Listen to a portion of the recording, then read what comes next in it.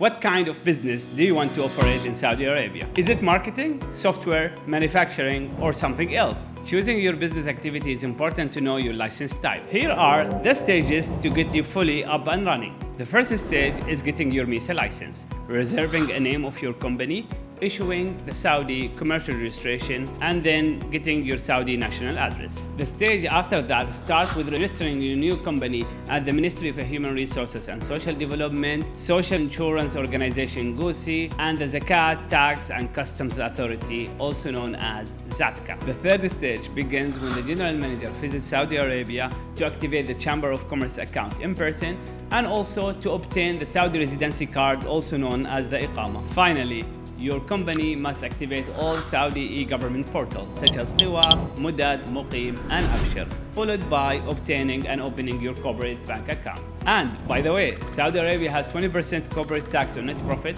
15% VAT, and withholding tax ranging from 5% to 20% depending on the nature of your transaction.